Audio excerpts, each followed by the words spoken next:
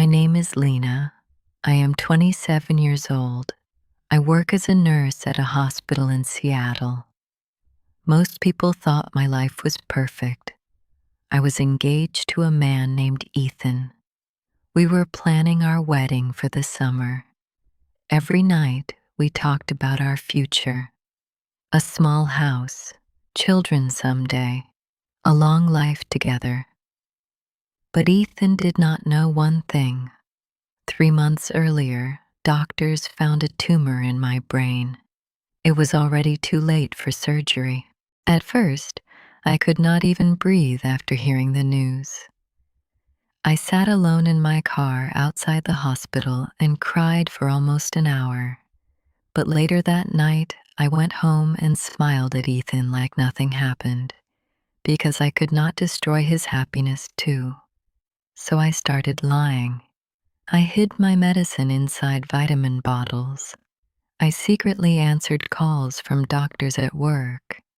And every morning, I pretended I was not dying. Then one afternoon, Ethan suddenly arrived at the hospital to surprise me with lunch. But before he reached me, he saw me crying alone in the stairwell with medical papers shaking in my hands. Ethan looked terrified when he saw me crying. He rushed toward me immediately. "Lena, what happened?" I quickly hid the medical papers behind my back. "Nothing," I said, too fast. But Ethan did not believe me. He kept asking questions during the drive home. Why was I crying? Why did I look so tired lately? Why was I always canceling plans? I lied to him again. I told him work was stressful. That was easier than telling him I was dying. Over the next few weeks, things became harder. My headaches grew worse. Sometimes my hands shook while working. I secretly took medicine in hospital bathrooms before Ethan could see. But Ethan noticed everything. One night, I woke up and found him sitting quietly at the edge of our bed. "You've been hiding something from me," he said softly. The sadness in his voice almost broke me. The next morning, I left early for work. But later that afternoon, Ethan called me sounding strangely emotional. "Lena," he whispered, "I found your medical file." My heart stopped instantly. Then Ethan laughed softly through tears. "Why didn't you tell me you're pregnant?" For the next few days, Ethan looked happier than I had seen him in months. He started talking about the future again. Baby names, a bigger apartment, even schools near our neighborhood.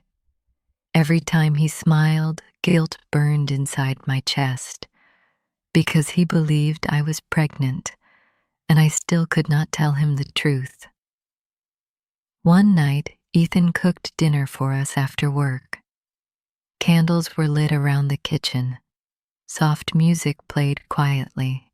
"You should stop working so hard now," he said with a small smile. "You need to take care of yourself." My chest tightened immediately because I was trying to survive long enough just to stay beside him. Later that night, we lay together in bed quietly. Ethan wrapped his arms around me slowly and kissed my forehead. "I can't wait to spend my whole life with you," he whispered. I turned away quickly after that, pretending I was tired. But once Ethan fell asleep, I quietly cried into the pillow beside him, because for the first time since my diagnosis, I realized I was not only hiding death from him, I was accidentally giving him hope for a future that would never happen. 2 weeks later, everything became worse. I tried acting normal around Ethan, but my body was getting weaker every day. One afternoon at the hospital, I suddenly dropped a tray of medicine. My hands would not stop shaking. A few minutes later, I collapsed inside the supply room, not completely unconscious, but enough to scare everyone around me.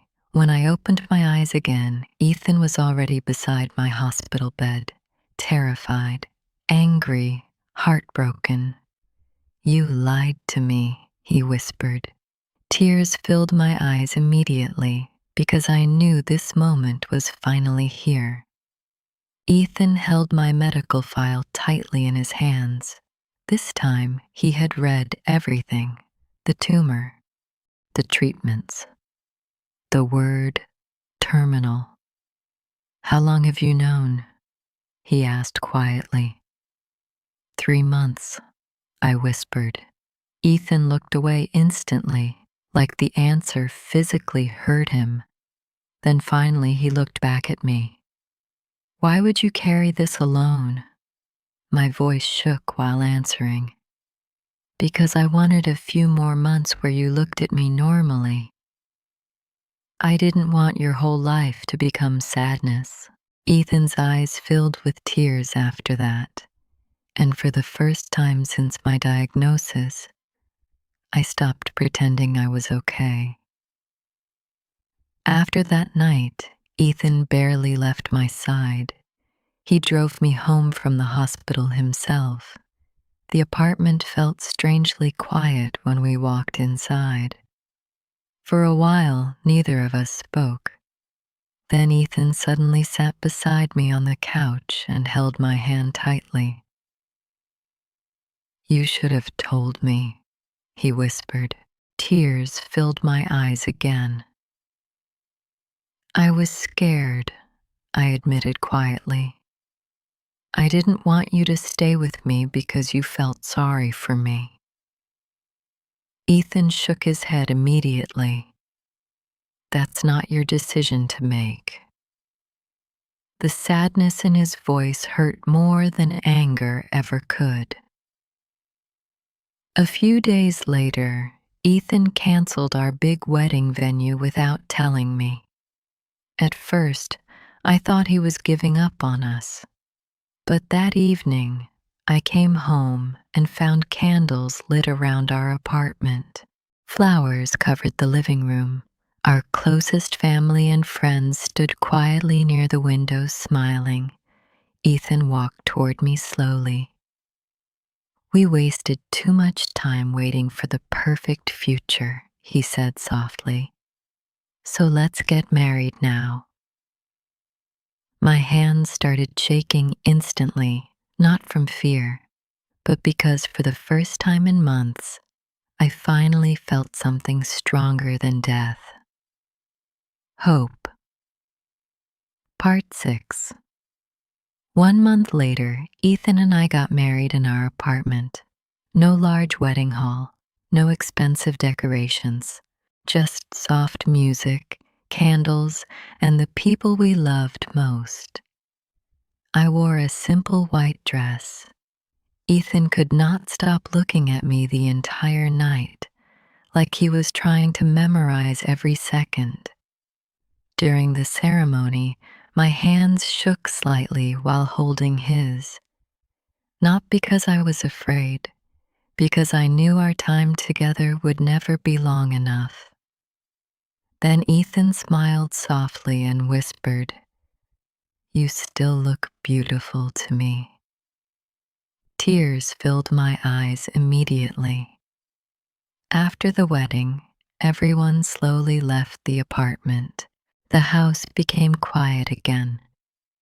Ethan and I sat together near the window, holding each other silently. For a while, neither of us spoke. Then I rested my head against his chest and listened to his heartbeat. Strong, warm, alive. And suddenly, I realized something important.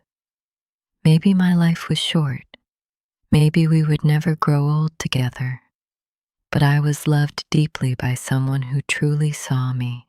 And somehow, that made my life feel complete.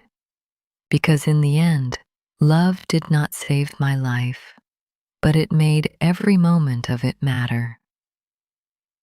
If this story touched your heart, please comment below and tell us what you would do in Ethan's place. And don't forget to like and subscribe for more emotional stories like this.